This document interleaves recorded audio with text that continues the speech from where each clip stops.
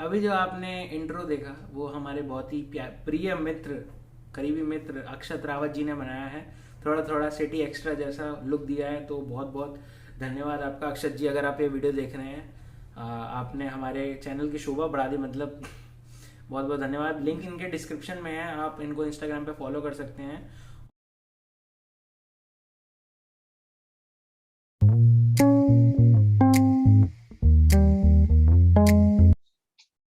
नमस्कार दोस्तों, welcome back to the football crackers, the home of review, previews, prediction and almost everything about football. और जी हाँ, अभी हो रहे हैं सुबह के 3:47 रात के। और आज हम लोग आ चुके हैं आपके पास back to back B to B एक और नई वीडियो के साथ। मैनचेस्टर बोल रहा हूँ इस एल क्लासिको प्रीव्यू प्रीव्यू तो हमने बनाया था ध्रुव राठी के साथ, बट आपके सामने एक नए हमारे शख्स, हमारे बहुत अच्छे मित्र योगेंद्र सिंह एक योगी जुड़े हुए हैं। ये रियल मैड्रिड सपोर्टर हैं, तो कुछ अपने बारे में बताइए योगी भैया। हेलो। हेलो गाइस, मेरा नाम योगेंद्र है। मैं एक बहुत बड़ा रियल मैड्रिड सपोर्टर हूँ। अभी इन दोनों ने, जो मेरे प्रिय मित्र दोनों, सितांशु आदित्य और ध्रुव कुमार सिंह, इन दोनों ने प्रेडिक्ट किया था कि रियल मैड्रिड हारेगी। और बाकी अब इनको रिजल्ट दिख ही चुका है, तो इसके आगे अब टिप्पणी अपनी सारी सितांशु जी देंगे। जी बिल्कुल, असली असली बादशाह सपोर्टर तो नेट ऑफ करके सो गए हैं। अभी उनका पता नहीं कब उठेंगे कब नहीं।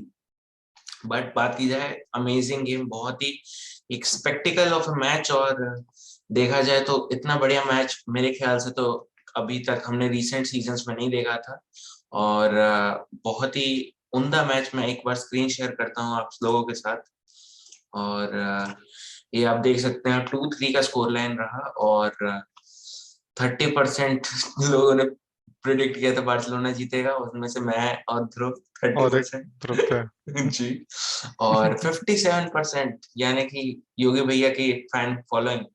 बात किया जाए सबसे पहले असिस्ट बेंजेमा विनीशियस जूनियर का गोल, योगी भैया मैं बात करना चाहूंगा जो विनीशियस का गोल था उससे पहले जो एकदम से नज ऑफ किया था बेंजेमा ने, जो बॉल छीना था और बार्सिलोना लेके जा रहा था आगे, बट वहां से पीछे से टैकल आया। तो उसके बाद सामने से क्रूज ने फिर वापस उनको बेंजेमा को दिया, फिर बेंजेमा ने विनीसियस को निकाला। तो उस मूव से आपको क्या मेंटेलिटी का क्या पता चला रियल मैड्रिड की? हाँ, इसमें देखो ये पता चलता है, पहली बात तो जो रियल मैड्रिड, इसमें जो गोल था, सबसे पहली बात तो ज्यादा पार्ट इसमें विनीशियस से ज्यादा बेंजेमा का ज्यादा पार्ट था एक्चुअली में। क्योंकि जो बुस्केट्स ने वहां पे जो बॉल, वैसे एज अ सीडीएम बुस्केट्स को वो बॉल नहीं छोड़नी चाहिए थी, जो उससे छूट गई बेंजेमा के प्रॉब्लम से।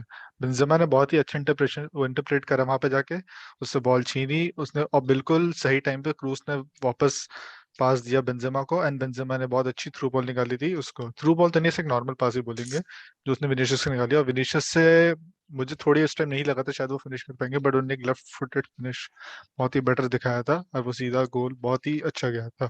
बिल्कुल डेविड आलाबा की तरह, जो पहला फर्स्ट फर्स्ट मैच में मारा था ला लीगा में, जो एकदम सीधे, वो तो काफी दूर से था बट स्टिल बहुत ही अच्छा फिनिश। विनीसियस जूनियर फाड़ रहे हैं, बिल्कुल डेडली डुओ बनाया है आपके बेंजेमा के साथ। बट बात किया जाए, फर्स्ट हाफ में बार्सिलोना के पास भी कई चांसेस थे। आपके पास फ्री हेडर्स आ रहे थे, लुक डियोंग को कोई पकड़ नहीं पा रहा था, कोई भी सेंटर बैक। तो उससे लेके कि आप थोड़ा बहुत घबरा रहे थे कि गोल मारने के बाद जब वो चांसेस आ रहे थे लुक डियोंग के पास, because he has been in exceptional form in the present matches, past few matches। और जो उनमें brimming with confidence एक तरह से हम कह सकते हैं। देखा जाए तो कुछ टाइम में, जैसे पहले हमने देखा था जब रियल मैड्रिड ने गोल स्कोर करा, तब तक तो रियल मैड्रिड ने वैसे काफी डोमिनेट करा था। तो उसके बाद जब बार्सिलोना ने दोबारा से प्रेस करना स्टार्ट करा, हमने नोटिस करा था उस टाइम लूक डियोंग को दो क्रॉसेस मिले थे, जिन पर उन्होंने दोनों ने हेडर्स डाले थे, लेकिन वो सीधा कोर्टवास के हाथ में थे सीधा, जिनमें उनको कोई ज्यादा प्रॉब्लम नहीं आई थी।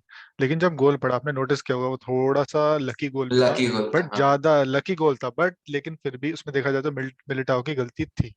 उनने क्लियरेंस ढंग से नहीं करी थी, जो उनने क्लियरेंस करी है वो सीधा ल्यू डियोंग के लेग से लग के सीधा वापस वो गोल में डिफ्लेक्ट होकर चली गई, जिसमें ज्यादा कोर्टोवास की तो कोई गलती थी नहीं, उसमें वो कुछ कर नहीं सकते थे। टू बी ऑनेस्ट, देखा जाए जो बार्सिलोना ने जो अपना गेम खेला, वो हाफ टाइम के बाद उन्होंने सेकेंड हाफ में और लास्ट के 30 मिनट्स में उन्होंने काफी बेटर खेला, जो मुझे उतनी उम्मीद नहीं थी। शायद रियल मैड्रिड अगर डोमिनेट और कर सकती थी, अगर वो फर्स्ट गोल अपना वो लीड रखते फर्स्ट टाइम हाफ टाइम तक, लेकिन जब रियल मैड्रिड ने वो गोल खाया, वो इक्वलाइजर आया, तो और पेड्री का सब्स्टिट्यूशन वो बहुत ही एक्चुअली में क्रूशल रहा। फरान टोरेस का वैसे स्टार्ट कराना किसी के लिए, सबके लिए अनएक्सपेक्टेड था, इवन जो बार्सिलोना सपोर्टर्स होंगे वो भी अनएक्सपेक्टेड था उनके लिए कि फरान टोरेस क्यों स्टार्ट करते थे, क्योंकि नहीं उन्होंने भाई, अभी तक कोई गेम नहीं खेला। नहीं भाई, बार्सिलोना सपोर्टर तो बहुत खुश थे हमारे, तो कह रहे थे अच्छा वो ये लुक डियोंग को खिलाना नहीं पड़ेगा, लेकिन वो तो लुक डियोंग ही गोल मार रहे हैं उनके लिए। लेकिन 45 मिनट्स के बाद पता चल गया था उनको स्टार्ट करने का एक्चुअली में कोई जी इतना फायदा नहीं दिख रहा जी, था जितना दिख रहा था। बिल्कुल बिल्कुल, आप सही कह रहे हैं। और हाफ टाइम होता है 1-1, और जो गोल आपने बताया वो हल्का सा लकी आप कहोगे, मिलिटाओ से लग के फिर पोस्ट से लग के फिर अंदर चला गया। तो चलो ठीक है, 1-1 चल रहा है, कोई बात नहीं। तब आता है मेन मेन चीज आपका, आपके Pedri comes on. Pedri Pedri आता है ना? नहीं, पेड्री, हाँ पेड्री भी आता है, दोनों दो आते हैं। पेड्री और इज़ालूजी, पता नहीं क्या नाम है। तो ये क्या नाम है इनका, अच्छा। अब्देस्माद, यंगस्टर बार्सिलोना एकेडमी से फरान टोरेस को रिप्लेस करते हैं और फ्रैंकी डियोंग को उतारा जाता है। तो इससे आप कितने ज्यादा ताज्जुब थे कि फ्रैंकी डियोंग जैसे एक एक्सपीरियंस्ड और one of the best midfielders of Barcelona को उतारा गया उस टाइम पे। वैसे देखा जाए जावी का ये काफी बोल्ड मूव था देखा जाए तो, क्योंकि फरान टोरेस का एग्जिट तो चलो ठीक है समझ में आता है, क्योंकि आफ्टर 45 मिनट्स चला गया था कि वो एज अ फर्स्ट मैच वो अभी एकदम से इस लाइनअप में भी सूट नहीं कर रहे थे।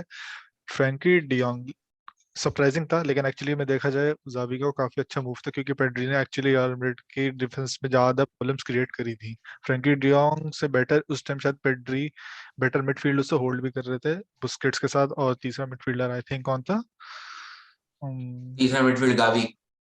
हाँ गावी, उसके बाद गावी था। हाँ गावी का भी इन्फ्लुएंस इतना नहीं था जितना पेड्री के आने से एक्चुअली में।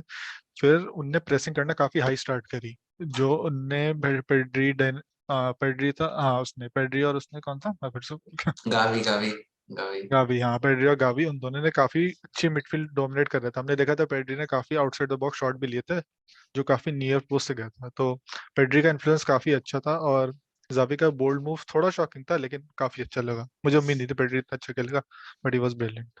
जी बिल्कुल, अभी अभी कोविड से आए हैं वापस, कोविड नेगेटिव होके, और इतनी अच्छी परफॉर्मेंस दी है, और मतलब बहुत ही ज्यादा डिजर्व कर रहे थे। बट जब हमने देखा बार्सिलोना अपना पीक पकड़ रहा था, फॉर्म पकड़ रहा था, तभी बीचों के बीच करीम बेंजेमा आए, और क्या ही गोल, मतलब असेंसियो की जगह पे रोड्राइगो आए थे। और बट करीम बेंजेमा के गोल के बारे में क्या कहना चाहेंगे आप? करीम बेंजेमा, आप तो देख ही चुके हैं कि करीम बेंजेमा का इस सीजन कितने एक्चुअली जब से ऑलमोस्ट हर मैच में गोल मारते हैं भाई साहब, ऑलमोस्ट हर मैच में। देखा जाए तो आपको बताया जाए, जैसे करीम बेंजेमा और विनीशियस जूनियर अभी तक के डेडली डुओ जो चल रहे हैं टॉप 5 यूरोपियन कॉम्पिटिशन्स में, इन दोनों ने मिला के ही 38 गोल्स अभी तक मार चुके हैं, जो एंटायर बार्सिलोना स्क्वाड से भी ज्यादा है। ये आप शायद जानते होंगे। ध्रुव होते थे, आप उनको थोड़ा अच्छा नहीं लगता सुन के। कोई बात नहीं ध्रुव, अगर आप ये वीडियो देख रहे हैं तो हम क्षमा प्रार्थी हैं, बट क्या कर सकते हैं। जी बोलिए। बेंजेमा तो वैसे काफी हमने उस टाइम देखा था जब दोबारा से आफ्टर 10 मिनट्स रियल मैड्रिड ने दोबारा गेम डोमिनेट स्टार्ट करा था, क्योंकि वो दोबारा से बॉल उनके पास आने लगी थी। वो दोबारा से मिडफील्ड में टोनी क्रूज, लुका मॉड्रिच दोबारा से वो बॉल को रोटेट बहुत अच्छा कर रहे थे। डायरेक्टली सीधा बॉल कारवाल पे गई, उसके बाद कारवाल ने जैसी क्रॉस डाला, आपने देखा होगा कि Benzema centre of the goal थे, उनके जस्ट आगे आरोहो थे, उनके जैसे ही वो राइट में गए, उसने मतलब बेंजेमा का गेम प्रेजेंस वो एज अ, वैसे देखा जाए मेरे लिए तो Benzema more than a number है, he is look like a more number 10, क्योंकि वो बॉल आप देखते हैं कितना डिफेंसिवली भी वो काफी कंट्रीब्यूट करते हैं, and at the age of 34। So Benzema का उस गोल में काफी अच्छा रोल था, बट डैनी कार्वाल का भी उसमें रोल अच्छा था क्योंकि उनका क्रॉस अच्छा था, एंड बेंजेमा का presence of mind was brilliant. और this is what you want from your striker की, यू नो, जो बॉक्स में बॉल्स आ रही हैं उसको यूटिलाइज करे, और अपना जिस तरीके से वो अपने मैन से पीछे छुड़ाया अपने अराउगो से, वो that was something that Aguero used to do in his Man City days. और हम देखते थे कई बार लुइस सुआरेस को करते हुए बार्सिलोना टाइम्स में भी। तो काफी ज्यादा एक बेहतरीन लीड लेने के बाद फिर आते हैं हमारे मेम्फिस डिपाय और निको गोंजालेस, और मॉड्रिच को उतार लिया जाता है 83rd मिनट पे। ऑब्वियसली 37 ईयर्स के हो चुके हैं, और कितना ही खेलेंगे, बहुत ही मस्त खेले थे मॉड्रिच भी। मतलब जो फर्स्ट हाफ में मैंने देखा था, एक डायगोनल ऐसे लेफ्ट पैर से किया था जब उनको क्राउड आउट कर रहे थे बार्सिलोना एक साइड पे, क्या ही प्यारा पास था। बट उसके बाद आते हैं अंसु फाटी, अभी अभी इंजरी से आए हैं। मैं कह रहा था कि मत ही खिलाओ, अगर बेकार खेलेगा तो फिर बोलेंगे सब लोग कि क्या ही प्लेयर, बेकार प्लेयर है। But Ansu Fati is absolutely one of the stars to be seen in the current future. क्या लगता है आपको in the next 5 years? देखा जाए तो वैसे आंसू फाटी पे ऑलरेडी बहुत ज्यादा लोड आ चुका है, क्योंकि इनके पास सबसे बड़ी नंबर 10 की टी शर्ट है, Lionel Messi, one of the जी ग्रेटेस्ट की। सो उन पे लोड काफी आ चुका है। वैसे देखा जाए जो रियल मैड्रिड अपना सेकंड गोल जो 83rd मिनट में आई थिंक कंसीड करा था, थोड़ा सा वो डिफेंसिव मिस्टेक का भी देखा जाए, क्योंकि आंसू फाटी वहां पे कोई भी कवर नहीं कर रहा था, ना नाचो कर रहे थे, ना मिलिटाओ कर रहे थे, और ना फरलान मेंडी कर रहे थे। काफी ओपन गोल था वो वैसे देखा जाए तो, बट स्टिल आंसू फाटी इन्फ्लुएंस था, थोड़ा ब्रिलियंस अच्छा लगा। वैसे ल्यूक डियोंग का सब्स्टिट्यूशन थोड़ा ऑड लगा, क्योंकि वो एक्चुअली डेंजरस हो रहे थे, और हम देखते हैं अपनी हाइट का कितना अच्छा एडवांटेज लेके वो कितने अच्छे गोल स्कोर कर सकते हैं, वो हमने देख ही चुके थे अभी तक। और आई थिंक बट एंसो फाटी वाज अ ब्रिलियंट मूव।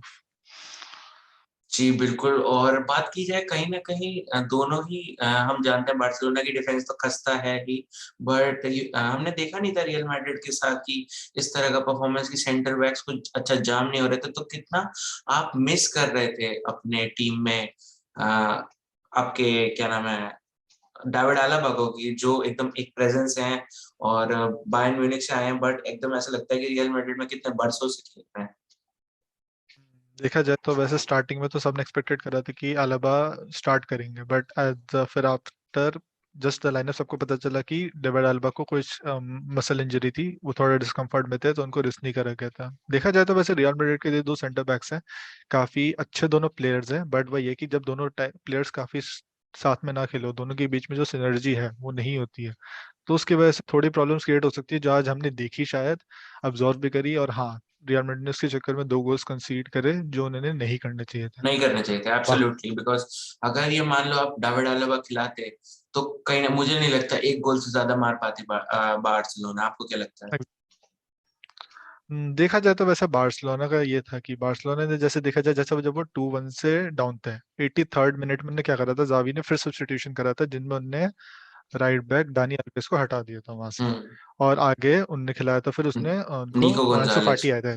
हाँ, जी। निको गोंजालेस हाँ। एग्जैक्टली, और कोई दूसरे प्लेयर आए थे। तो वहां मेम्फिस पे देखिए मेम्फिस। आपका जो एग्जैक्टली मेम्फिस, तो हम्म। वहां पे जो उनके सेंटर, जो उनकी पूरी बैक लाइन थी वो एज अ 3 मैन हो चुकी थी, तो हम्म। ऑब्वियसली बात है उनको ये करना पड़ता है। लेकिन सबसे बड़ी इस चीज की प्रॉब्लम नहीं होती कि चलिए आपने एक गोल कर भी दिया, लेकिन ऑब्वियसली बात है फिर आप पूरे मैच आपको उसी बचाओगे लाइन से कैसे? खेलना पड़ेगा। हाँ, बचाओगे बचाओगे कैसे? कैसे, वही तो। हाँ।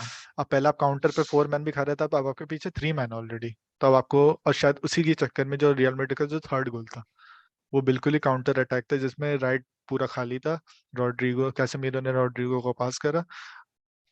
एक्चुअली वो शायद एक सेंटर वहां से कॉर्नर किक के बाद स्टार्ट हुआ था, कॉर्नर किक में लुकास वास्केस को बॉल मिली, he pass to Casemiro, Casemiro वहां पे अच्छा एक प्लेयर को मिस आउट करते हुए फिर वहां से रॉड्रिगो के और पास, फिर उसके और बाद विनीशियस ने जो विनिशियस ने ली छोड़ा, फाइनली फिर। मेरे को लगा भाई क्या कर रहा है, मार भी क्या कर मुझे तो रहा है। लग रहा था सब छोड़ देंगे, विनिशियस ने छोड़ दिया, वर्डे छोड़ देगा, बेंजेमा सब छोड़ के बॉल चली जाती एक बार के लिए लग रहा था। वही वही वही देखा जाए वही। तो देखा जाए तो रियल मैड्रिड का एक्चुअली वहां पे 4 to 5 गोल स्कोर करने चाहिए थे, जो उन्होंने काफी कम स्कोर करे अकॉर्डिंगली। और उन्होंने रियल मैड्रिड का वैसे मैच विनिंग परफॉर्मेंस थी, लेकिन उनकी बेस्ट परफॉर्मेंस कोई मैं नहीं कह सकता, क्योंकि उनने जो गोल्स कंसीड करे वो नहीं करने चाहिए थे, और they could have scored more goals than they score usually.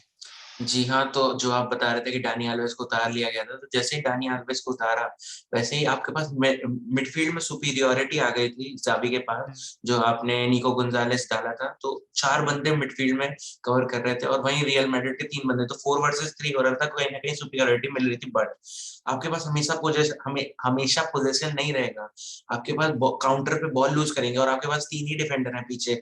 I think Arao was absolutely brilliant today. I think जो उनका गेम है, I think he is going to become a very great centre back. जो उन्होंने कामाविंगा को रोका shoulder push देके, भाई साहब मैं लिटरली गूज़बम्प्स आ गए थे। 1 मिनट बचा हुआ था, और 1 मिनट नहीं, तब शायद से 3 मिनट बचे थे, फिर 1 मिनट जब रॉड्रिगो ने मिस किया था, तो लिटरली ऐसा लग रहा था कि भाई लगता है कुछ ना कुछ होगा। But at the end of the day it wasn't the night for Barcelona, it was for Real Madrid. और एक प्लेयर की बात हम करना चाहूंगा आपसे, उस्मान डेम्बेले। 40 मिलियन वेज मांग रहे हैं 1 साल में, और क्या वर्थ इट है? अभी तक वैसे देखा जाए, अभी तो हमने देखा जैसे बार्सिलोना ने भी कुछ दिन पहले ही कोटिन्हो को रिलीज करा था, क्योंकि ऑब्वियसली वो जितने डेप्थ में, तो उनके अकॉर्डिंग उन्हें फरहान टोरेस को ला लीगा में रजिस्टर करने के लिए करना पड़ा। मुझे एक बार के लिए लग रहा था शायद वो कोटिन्हो नहीं, वो डेम्बले रिलीज करेंगे। देखिए डेम्बले का थोड़ा काफी चीजें जो सेम है ना, वो काफी हद तक विनीशियस जैसी हैं। वो क्या करते हैं, वो ड्रिबल कर सकते हैं, वो प्लेयर में डिफेंस में जाके प्रॉब्लम्स क्रिएट कर सकते हैं, बस वही चीज है जो मेन जो आउटपुट नहीं मिलता लास्ट में। ऑब्वियसली बात है, हाँ डेम्बले ने आज काफी अच्छी परफॉर्मेंस करी, उनने डिफेंस को काफी प्रॉब्लम करा, बट जो मेन जो आउटपुट मिलता है, वो इस बार जो चीज करी है वो विनीशियस ने करके दिखाई है। विनीशियस जो कर रहे हैं, वो गोल स्कोर भी कर रहे हैं, वो ड्रिबलिंग भी कर रहे हैं, लाइक जो हमने चीजें हैजार्ड से एक्सपेक्ट करी थी फ्रॉम रियल मैड्रिड, वो हाँ। चीजें अब वो विनीशियस करके दिखा रहे और कहीं ना कहीं पिछले सीजन हम लोग कह रहे थे कि ब्राजील के लड़के ले आया, रियल मैड्रिड का चल तो रहे हैं नहीं, पता नहीं क्या हो गया है, but literally he is showing that why he was one of the hottest properties in Brazil and probably in the whole of Europe. और बाकी बात की जाए बार्सिलोना की, they give a tough fight.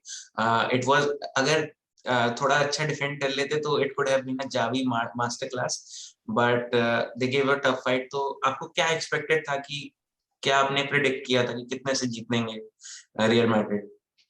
हैं। टू बी ऑनेस्ट, बस आपने मेरे इंस्टा पे कमेंट देख ही लिया था कि मैंने 2-1 प्रेडिक्ट करा था उस पेज पे जाके। जी। बाकी जहां तक वैसा मुझे लग रहा था कि वो 3-1 एक्सपेक्टेड विन था, क्योंकि मुझे उम्मीद थी कि रियल मैड्रिड एक गोल कंसीड करेगी, क्योंकि मेन प्रॉब्लम वैसे देखा जाए, कोर्टवाज एक्सेप्शनल फॉर्म, मतलब जो भी कॉर्डोवास ने गोल, जो उनने गोल खाए ना, जो भी दोनों, एक्चुअली में उसमें वो देखा जाए तो कुछ उनकी कर दोनों नहीं में कोई सकते थे गलती नहीं थी, खास में। कुछ कर हाँ। नहीं सकते थे एक्चुअली। तो उनके लिए हर बार एक क्लीन शीट एक है, जो वो हर बार उनकी क्लीन शीट चली जाती है। उस केस में देखा जाए तो रियल मैड्रिड का एक गोल कंसीड करना लॉजिकल था, और जो फॉर्म में Karim Benzema, Vinicius Junior, Luka Modric, Toni Kroos, इसके हिसाब से मुझे काफी लग रहा था कि रियल मैड्रिड 3 गोल स्कोर करेगी, और उन्होंने 3 गोल स्कोर करे भी actually, but at the expense of 2 goals, जो काफी प्रॉब्लम क्रिएट कर गए।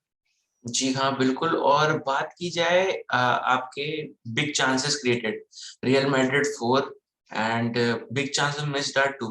तो क्या लगता है, are they going to, are this, is this going to come back and haunt them in the Champions League, later stages of the Champions league?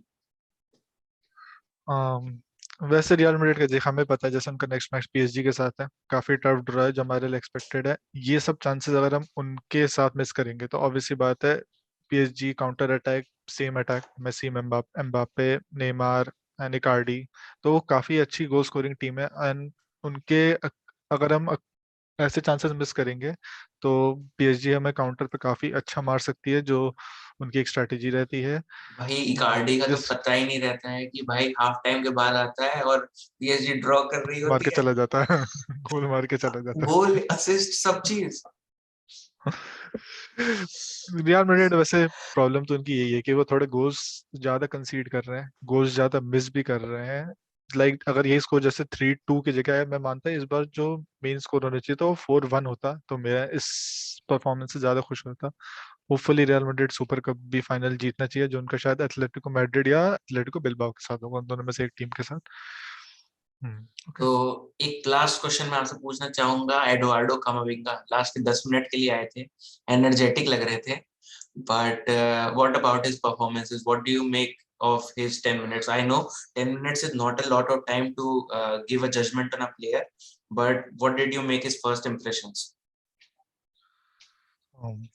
First time जब कमाविंगा आए थे, उनको मैंने वो तो एज ए मिडफील्डर ही खेलते हैं, वैसे तो विनीशियस के उनको जिस इंजरी हो गई थी जिसके वजह से। एग्जैक्टली विनीशियस की इंजरी हो गई तो उसकी जगह कामाविंगा, ऑब्वियसली बात है कि अंसलोटी ने सोचा कि एक स्ट्राइकर की जरूरत नहीं, इस टाइम एक डिफेंस की जरूरत थी, क्योंकि वो ऑलरेडी काफी गोल्स कंसीड कर चुके थे। अंचेलोटी ने सोचा कि भाई कामाविंगा है, उसको विंग पे खिला दो, है ना, हाँ, कैम पे ऑब्वियसली खिला बात है, दो, वो आपने देखा कैम पे भी था। खिला हाँ, दो, विंग पे खिला दो, कहीं भी खिला दो। देखा जाए तो कामाविंगा को काफी कैसेमीरो के रोल की जगह यूज करने के लिए ट्राई करते हैं जी। एंcelotti, बट देखा जाए आज उन्होंने उनको विंग पे खिलाया है, जो ऑब्वियसली उनके नेचुरल पोजीशन नहीं था। और हमने देखा भी वो जब वो क्रॉसेस करने का ट्राई कर रहे थे, आर्को ने कितना अच्छा ब्लॉक करा था वहां पे। ऑब्वियसली बात है उनकी वो नेचुरल पोजीशन नहीं है, तो कामाविंगा के लिए वहां पे थोड़ा टफ पड़ता ही। बट देखा जाए तो कैसेमीरो के लिए एक हम एज अ फ्यूचर में एक सब्स्टिट्यूट देख सकते हैं, जो as a centre defensive midfielder का रोल हो सकता है हमारे लिए। तो Camavinga is a great future for Real Madrid. जी हाँ, और बहुत ही बेहतरीन signing, out of nowhere sign कर लिया था। मतलब पीएसजी लगे रहा था समर विंडो में कि भाई अब खरीदेंगे, they are in for rain to buy the Camavinga Camavinga, लेकिन एंड मोमेंट पे रियल मैड्रिड आके सूप करके ले गया भाई। बट दाद देनी पड़ेगी टीबो कोर्टुआ की, लास्ट मोमेंट्स पे उन्होंने अपना वो कामनेस कंपोजर नहीं मतलब किया, क्योंकि हम देखते हैं कई बार जो है आप नर्वसनेस में खो देते हो अपना मेंटल जो आपका फोकस होता है। हमने देखा ओस्मान डेम्बेले क्या क्रॉस पे क्रॉस डाले जा रहे थे अपने वीक फुट से, राइट फुट से, लेफ्ट फुट से, हर जगह से, लास्ट में बॉल जो टिबो कर तो आके पकड़े, तब जाके लगा भाई गेम खत्म हुआ, वरना एकदम एंड तक लग रहा था भाई पता चले अभी हेडर मार दे।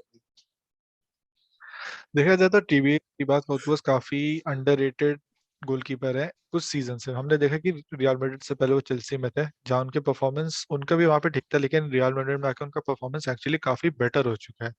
आई बस think he first can be in season the में थोड़ा टॉप दिक्कत फाइव हुआ अभी। था। एग्जैक्टली। हम्म, बट लगा कि फिर अब मुझे लगता है कि शायद पिछले लास्ट के 2 सीजन से वो एज अ टॉप 5 गोलकीपर्स में हो सकते हैं मेरे लिए तो, क्योंकि वो काफी अच्छे सेव्स वगैरह करते हैं। बस थोड़ा रियल मैड्रिड के डिफेंस में प्रॉब्लम है अभी भी, थोड़ा सा उस एनर्जी की प्रॉब्लम है, क्योंकि मिलिटाओ काफी अच्छे है क्योंकि वो स्ट्रांग है, डिफेंसिव है। और अलावा हम जानती है उनका बायर्न म्यूनिख से आए हुए हैं, कितने अच्छे डिफेंसिव है वो। एज अ हम उनको काफी रोल्स में लेफ्ट बैक के रोल पे भी खिला सकते हैं उन्हें कभी, एंड एज अ वो काफी अच्छा एज अ मेन चीज सर्जियो ये रेमोस के है ना सब्स्टिट्यूट अलावा है। का, अलावा के पास एक्सपीरियंस तो है ही। मेन चीज ये है उसका कि बॉल प्लेइंग एबिलिटी बहुत अच्छा है उसका। Exactly exactly. अलावा हम्म, हमारे लिए एक रामोस की जगह बहुत अच्छे सब्स्टिट्यूट माने जाएंगे, क्योंकि वो आफ्टर उनके उनके पास भी गोल स्कोरिंग थ्रेट होता ही है कि वो गोल स्कोर भी कर सकते हैं, एज अ लीडर भी वो प्रोवाइड करते हैं। एंड उन सबसे अच्छा पॉजिटिव पॉइंट है कि वो कैसेमीरो की जगह सेंटर डिफेंसिव मिडफील्डर भी खेल सकता है, एज अ लेफ्ट बैक भी and as a centre back भी। सो अलावा और मिलिटा का रोल काफी इस सीजन के लिए काफी अच्छा रोल रहेगा आगे जाके। तो ये गेम तो हुआ समाप्त, बट एक क्वेश्चन मैं आपसे पूछना चाहूंगा कि who do you want Real Madrid to sign? क्या लगता है, रूडिगर आ रहा है? मेरे अकॉर्डिंग तो रूडिगर नहीं आ रहा है। अब वैसे तो मुझे ज्यादा डर रूडिगर से मतलब नहीं, वैसे जो रियल मैड्रिड की मेन साइनिंग होनी चाहिए वो ऑब्वियसली किलियन एम्बाप्पे ही होनी चाहिए, जो नेक्स्ट होनी साइनिंग चाहिए। क्या है, बस उसके उसको देना पड़ेगा पैसा एजेंट को, बस बात खत्म। वैसे तो लास्ट ट्रांसफर विंडो में शायद 220 मिलियन, कितने आई 180, थिंक रियल 180, मैड्रिड फर्क 180 पे टू कर रही थी। Twenty 180 two million twenty pounds pounds हाँ 180 मिलियन पाउंड्स रियल मैड्रिड उन्हें पे करी थी पीएसजी को, जो उन्होंने सीधा रिजेक्ट कर दिया था। हाँ। और उम्मीद थी कि शायद जनवरी विंडो में भी रियल मैड्रिड एम्बापे को साइन करेगी, बट हमने उससे जस्ट पहले देख लिया कि रियल मैड्रिड का ड्रॉ पीएसजी के साथ हो गया। तो हम्म, शायद एम्बापे भी अब थोड़ा प्रेफर नहीं कर रहे हैं कि वो आफ्टर अ मैच ही देखा उनकी रियल मैड्रिड की साइनिंग को वो आगे प्रोसीड करेंगे। बस जी। होपफुल है कि नेक्स्ट समर विंडो में हमारे टीम रियल मैड्रिड में एम्बापे आ जाएंगे। और क्या लगता है हालैंड के बारे में, आ रहे हैं क्या? हालैंड हालैंड और Mbappe I don't think so कि वो एक टीम में सूट करेंगे, and I will be happy कि हालैंड बार्सिलोना जाए, तो शायद एक रोनाल्डो जो राइवलरी थी वो ला लीगा में अब उसकी जगह किलियन एम्बापे और हालैंड लेके आएंगे। भाई भाई दोनों ही आ जाएंगे भाई, पता नहीं क्या ही हो जाएगा अगर हालैंड और एम्बापे दोनों सेम टीम में रहेंगे, तो क्या क्या हो जाएगा भाई। दोनों आएंगे तो बेंजेमा और हजार्ड का करियर खत्म हो जाएगा। बेंजेमा का करियर तो इसी बात पे ही चल ही रहा है कि जो है और कोई नए बंदे नहीं आ रहे उसकी रिप्लेसमेंट में। बेंजेमा का करियर इसलिए ही चल रहा है, अगर हालैंड आ गया तो थोड़ा टफ भी हो जाएगा, तो मेरे अकॉर्डिंग अभी हालैंड की जरूरत नहीं है, जो बेंजेमा जो जिस फॉर्म में खेल रहा है। योविच आया था, योविच नहीं कर पाया उसके बराबरी का, तो एक क्वेश्चन ये भी उठता है कि प्रीमियर लीग और ऐसे अलग लीग्स के प्लेयर जो हैं, जैसे आपके ला लीगा में आते हैं तो उनको चलने में प्रॉब्लम होती है, जैसे कि कुटिन्हो हो गए आपके, आपके उस्माने डेम्बेले काफी इंजर्ड रहे हैं, आपके ईडन हजार्ड और टीबा कोर्तुआ को भी काफी मशक्कत करनी पड़ी थी पहले सीजन में। और मैं बात करना चाहूँ जैसे ला लीगा से कोई प्लेयर अगर आता है जैसे कि एमरिक लापोर्ट, जो विंटर ट्रांसफर विंडो में आए थे और आते ही छा गए थे बिल्कुल, और भी कई खिलाड़ी हैं, मतलब ऐसे भी खिलाड़ी हैं जो नहीं चलते हैं, केपा अरीजा बॉल बागा नहीं चल पाए थे, कोई बात नहीं। बट तो क्या आपको क्या लगता है, क्या डिफरेंस है, क्यों ऐसा हो रहा है? देखिए हमने वैसे नोटिस करा है काफी प्लेयर्स जो होते हैं जो लीग चेंज करने के बाद एकदम से उस लीग को अडेप्ट नहीं कर पाते हैं।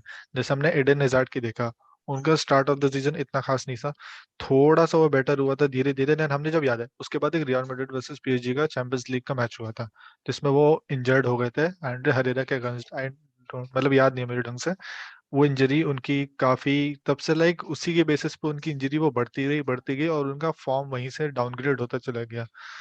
सो देखा जाए एक प्लेयर को कुछ कुछ टाइम्स में ऐसा लगता है कि चीजें लक्स की भी मैटर है, और कुछ टाइम लगता है कि प्लेयर का कॉन्फिडेंस खुद ही लो हो जाता है। लाइक एडन हैजार्ड अब 3 सीजन से उनने अभी तक इतना अच्छा परफॉर्मेंस नहीं दिया है। काफी एक्सपेक्टेशंस थी उनकी, अब वो खुद भी डिमोटिवेट हो चुके हैं काफी कि वो परफॉर्म कर पाएंगे कि नहीं। जी सो बड़े बिल्कुल। प्लेयर्स जैसे मेसी को भी अभी जैसे पीएसजी में आए हैं तो उनने ये चैंपियंस लीग में उनका परफॉर्मेंस ठीक है, उबर ईट्स लीग में उन्होंने अभी तक सिर्फ एक गोल मारा है, बट देखते हैं वो आगे जाके थोड़ा डोमिनेट वो भी करेंगे, लीग के उबर साथ थोड़ा मैच करेंगे। उबर Yeats league one.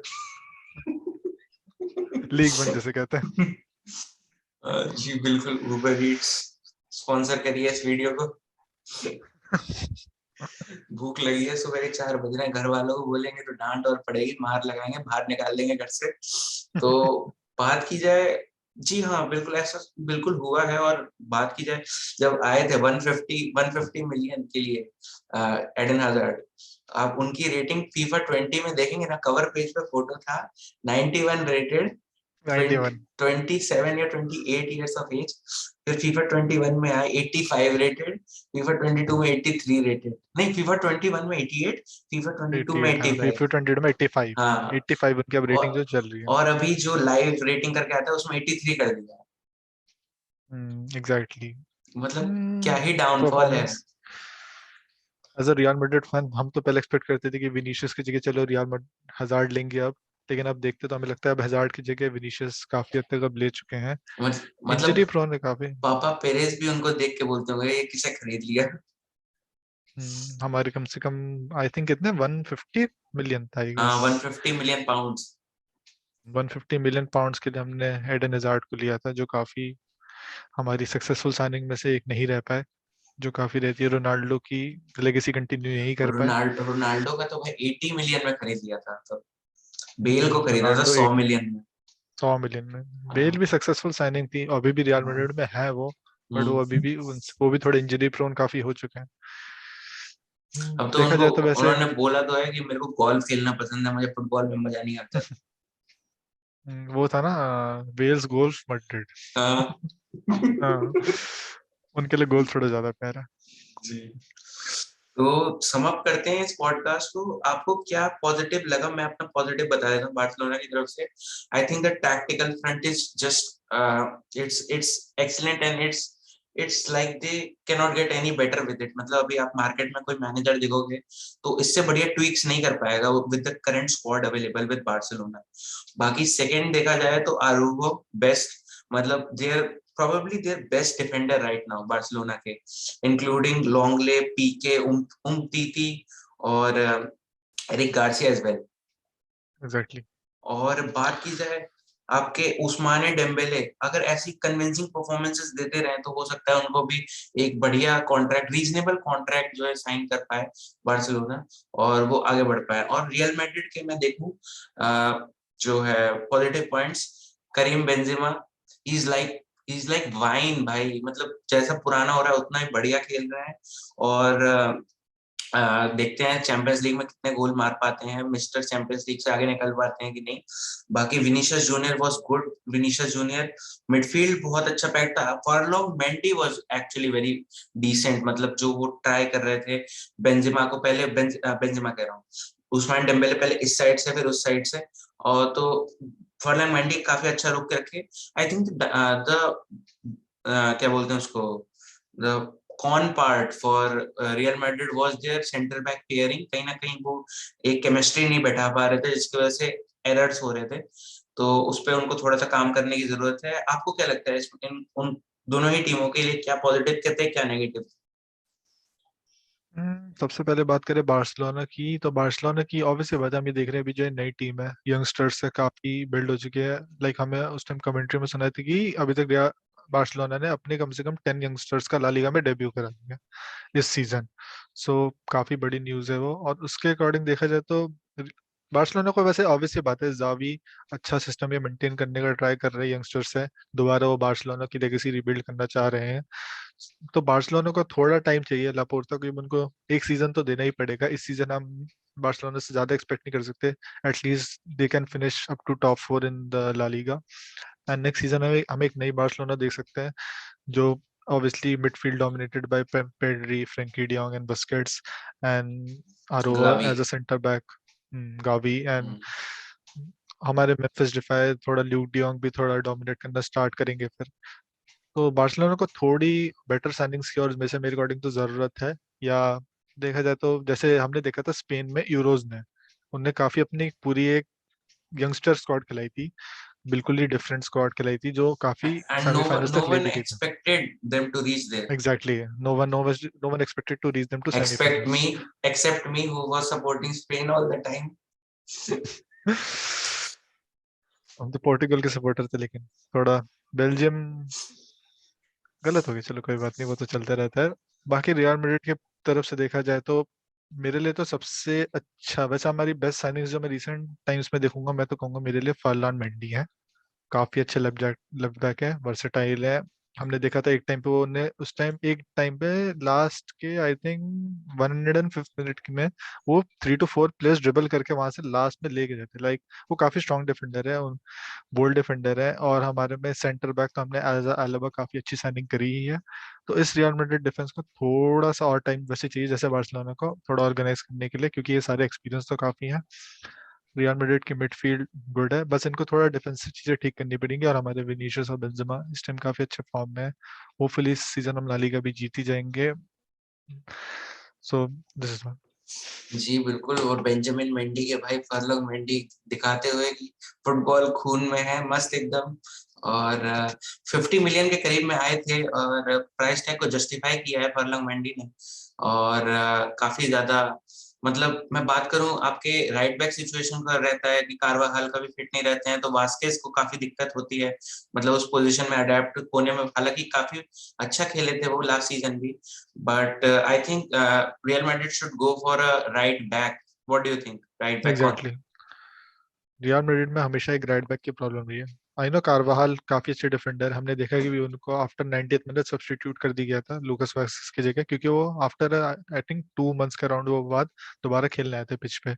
So obviously बात है कि 90 मिनट्स खेलने के बाद उनको एज अ सब्स्टिट्यूट करना ही चाहिए था, क्योंकि वो इंजरी प्रोन दोबारा हो जाते हैं। रियल मैड्रिड को मेरे अकॉर्डिंग तो एक राइट बैक तो साइन करना ही मुझे पड़ेगा, लगता क्योंकि है उनके हकीमी को वापस बुला लो। हकीमी वैसे आना भी चाहेंगे शायद कुछ सीजन बाद, लेकिन अभी के लिए शायद मेरे अकॉर्डिंग तो एज अ लोन ले सकते हैं किसी राइट बैक को। ऐसे मेरे इस टाइम दिमाग में कोई ऐसा है नहीं जिस राइट बैक को वो ले सकते हैं, देखा जाए तो। ऑब्वियसली बात है, हमारे जो अभी टॉप राइट बैक्स में से एक है, कौन कौन है? आर्नोल्ड। अलेक्जेंडर और आर्नोल्ड, आर्नोल्ड, कांसेलो। वैसे मैं चाहूंगा एक बार के लिए कि अगर साइनिंग कर सकते हैं तो मैं काफी इंप्रेस हूँ रीस जेम्स से। हम्म। उनको प्रीमियर लीग में देखा है, मेरे लिए तो आर्नोल्ड आर्नोल्ड काफी अच्छे हैं। ऑब्वियसली आर्नोल्ड उनकी डिफेंडिंग अटैकिंग, वाइज थोड़ा सा उनको अर्नोल्ड क्वेश्चन कर डिफेंडिंग सकते वाइज हैं। एग्जैक्टली, क्योंकि देखा जाए तो तुम्हारा एक राइट बैक है तो उसका सबसे पहला मेन जो मोटिव होता है वो डिफेंसिव होता है। तो मैं हम्म। अगर वो चीज नहीं कर सकते हो तो उसके लिए तुम्हारा अटैक में इतना कोई रोल नहीं, क्योंकि बस अटैक में तुम्हारा ऑलरेडी प्लेयर है, तो इतना कुछ लॉजिकल नहीं बैठता वो। तो मैं तो चाहूंगा कि रियल मैड्रिड अगर रीस जेम्स को साइन कर सकती है रूडी करके जाए, तो वो काफी बेटर साइनिंग हो सकती है वेरी मेरे यहाँ। वेरी वेरी नाइस, मतलब जो आपने साइनिंग बताई, क्योंकि Reece James has been exceptional over the past 3 years। Even under Lampard काफी बेहतरीन खेल रहे थे और टुकेल के अंडर भी शाइन कर रहे हैं उनके सिस्टम में। तो दोस्तों बस फिलहाल के आज के इस वीडियो में इतना ही। बार्सिलोना प्रीव्यू के साथ साथ एक थोड़ा सा इंसाइट लिया हमने Real Madrid supporter, die hard Real Madrid supporter के मन में। और बहुत बहुत धन्यवाद आपका योगेंद्र सिंह जी, योगी भैया, आपका आने का और हमारे साथ आपने शेयर किए अपने व्यूज। क्योंकि आप जो है पहले बोल रहे थे कि नहीं मुझे डर लगता है, मैं कैमरा शाई अच्छा हूँ। अच्छा। अच्छा अच्छा। तो बस फिलहाल के वीडियो में इतने ही। मिलते हैं आपसे नेक्स्ट वीडियो में, तब तक के लिए thanks for watching. Bye. Thank you guys, bye bye.